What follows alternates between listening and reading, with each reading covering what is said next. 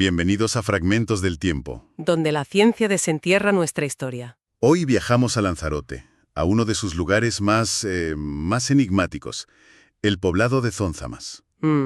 Y para ello nos vamos a sumergir en el estudio de Pedro González Quintero, el Palacio de Zonzamas como referente etnohistórico y como realidad arqueológica.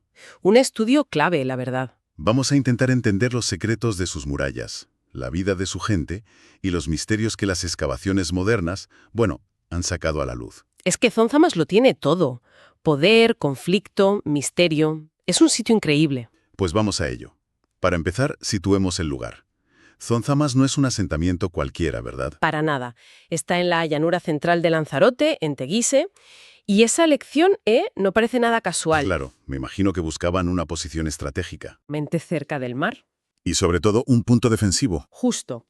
Un punto defensivo desde el que se podía controlar el movimiento entre el norte y el sur de la isla. Era el centro neurálgico, vamos. Las crónicas de la conquista ya lo identifican como la residencia del jefe de la isla, ¿no? Sí, sí. Lo llaman el palacio o el castillo del rey. Era, sin duda, el centro del poder aborigen. Y dentro de este poblado hay una estructura que es la que se lleva toda la atención. El llamado Castillo de Zonzamas. Es que es espectacular. Hablamos de un recinto rodeado por una muralla de unos 40 metros de diámetro. 40 metros, vale. Pero lo increíble es cómo está construida esa muralla, con bloques de piedra enormes, ciclópicos. Cuando dices enormes, ¿de qué peso estamos hablando? Para que nos hagamos una idea. Pues mira, algunos bloques pesan entre 1.300 y 1.800 kilos. Perdón. Sí, entre 1.300 y 1.800.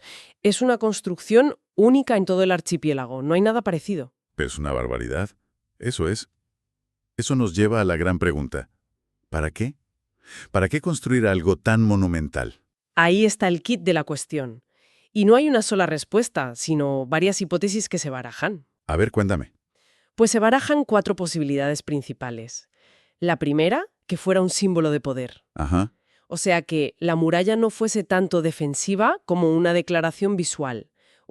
mirad lo que soy capaz de hacer. Entiendo. Un mensaje de la autoridad del jefe. Exacto.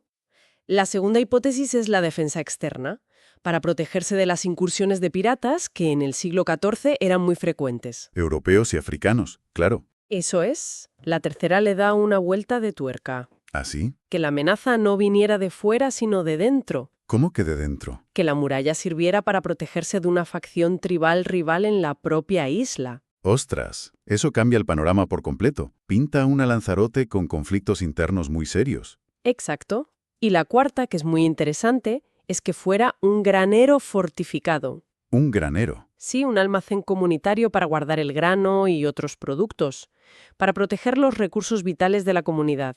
A ver, perdona que dude, pero mover piedras de casi 2 toneladas para guardar cebada me suena un poco a matar moscas a cañonazos. Es que lo vemos con ojos del siglo XXI.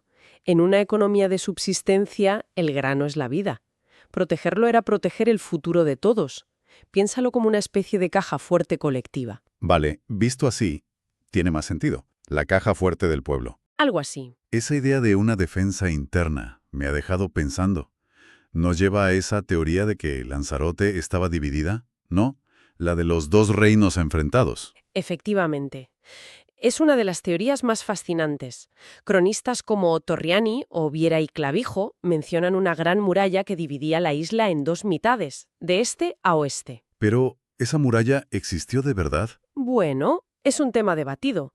Pero la arqueología, y sobre todo la toponimia... Los nombres de los lugares. Exacto. La toponimia parece apoyar esa idea. Nombres como Pared del Grifo o Pared de la Reina parecen ser los ecos de esa antigua división. O sea que no es una leyenda sin más. No parece.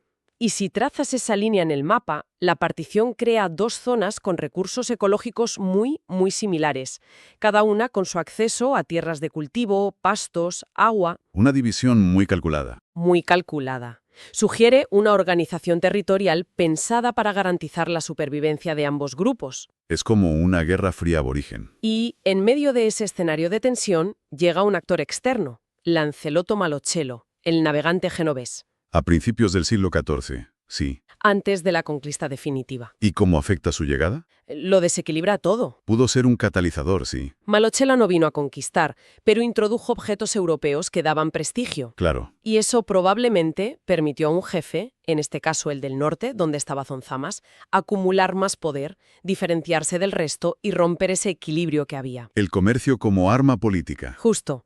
Lo que encontraron los conquistadores normandos en 1402 no era una sociedad estática, era un sistema en plena mutación, una jefatura incipiente con unas tensiones enormes. Y Zonzama sería el epicentro de esa transformación. Probablemente. Vale. Hasta aquí las crónicas y las teorías. Pero vamos a lo que cuenta la tierra. ¿Qué revelaron las excavaciones modernas, las de los años 90? Pues revelaron cosas sorprendentes.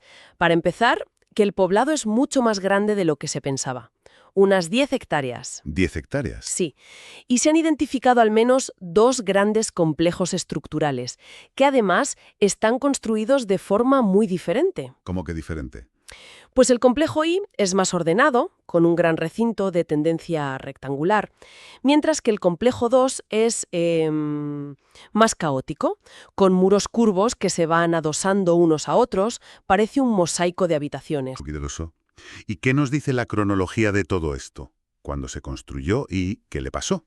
Pues la estratigrafía cuenta una historia de larguísima duración. La primera construcción es muy antigua, ¿Cómo de antigua? con fechas del siglo V después de Cristo. El siglo V, o sea, casi 1000 años antes de la conquista. Exacto. La historia del lugar es muchísimo más profunda. Y luego, la secuencia es dramática. Hay un momento de destrucción y abandono. ¿Qué pasó? El derrumbe del techo se data entre los siglos VII y VIII, y el abandono definitivo del complejo original hacia finales del siglo XI. ¿Y luego se vuelve a ocupar? Sí, tras un largo periodo de inactividad, vuelve a ser ocupado entre los siglos XIV y XVII. Y aquí hay un hallazgo fascinante. A ver. Una cantidad extraordinaria de restos de fauna, sobre todo de cabras. Bueno, eran ganaderos, ¿no? Sí, pero la cantidad era tan desproporcionada que se ha planteado la posibilidad de que no fuera por consumo, sino el resultado de una gran mortandad. ¿Una epidemia o un desastre natural? Exacto, una plaga, una riada, algo que diezmó los rebaños y quedó ahí, sellado en la tierra. ¡Qué historia! Y el acto final lo pone un volcán, ¿no? El acto final lo pone en la naturaleza. Todo queda sellado por la ceniza de la gran erupción de Timanfaya de 1730. Es como una instantánea final. Justo, una instantánea que conservó todo para nosotros. Más allá de las estructuras, ¿qué objetos del día a día se encontraron? Una variedad enorme. Por un lado, la cerámica aborigen, claro, con sus decoraciones incisas tan típicas. Ajá. Pero por otro, y esto es muy revelador, muchísimas cerámicas de importación que nos hablan de un comercio continuo desde el siglo XV hasta el XIX. O sea que el lugar no se abandonó con la conquista. Al contrario, siguió siendo importante. Encontraron botijas andaluzas, cerámica de Portugal e incluso semiporcelana inglesa. ¡Inglesa! Inglesa. Esto nos dice que Zonzamas estaba conectada a las rutas comerciales del Atlántico. No era una isla aislada en absoluto. Es increíble. También se encontrarían herramientas, supongo. Claro, herramientas de pierra, de basalto, molinos que confirman la agricultura y una cantidad inmensa de restos de animales, casi 20.000 fragmentos. Donde la cabra sería la protagonista. La protagonista absoluta, confirma una economía eminentemente ganadera. Entonces, después de todo esto, ¿qué significa Zonzamas? La idea de que era solo la casa de un rey se queda muy corta, ¿no? Cortísima. Zonzamas no es solo la casa de un rey, es el reflejo de una sociedad compleja, en constante cambio, que lidiaba con tensiones internas y se abría al mundo exterior, mucho antes de lo que pensábamos. Lo que queda claro es que la historia de los majos, los antiguos habitantes de Lanzarote, no se detuvo con la llegada de los europeos. Para nada. El poblado de Zonzambas nos demuestra que era una sociedad viva y en plena transformación por sus propias dinámicas internas. El contacto solo aceleró procesos que ya estaban en marcha. Y aquí dejamos una reflexión para quien nos escucha. Las fuentes nos dicen que la organización política que encontraron los normandos en 1402 era muy distinta a la que existía 2 o 3 siglos antes. Solemos ver la conquista como el final de una era, pero la arqueología de Zonzambas sugiere que fue más bien la interrupción de un proceso de cambio profundo y quizá violento que ya estaba ocurriendo. Es una idea muy potente. ¿En qué se habría convertido esa sociedad si su evolución hubiera continuado su propio curso? Con esta pregunta en el aire terminamos nuestro viaje de hoy. Gracias por acompañarnos en Fragmentos del Tiempo, Donde la ciencia desentierra nuestra historia. Si este análisis en profundidad de Zonzamas ha despertado vuestra curiosidad, compartidlo y dadnos un me gusta. Nos ayuda a seguir desenterrando estas increíbles historias. ¡Hasta el próximo capítulo!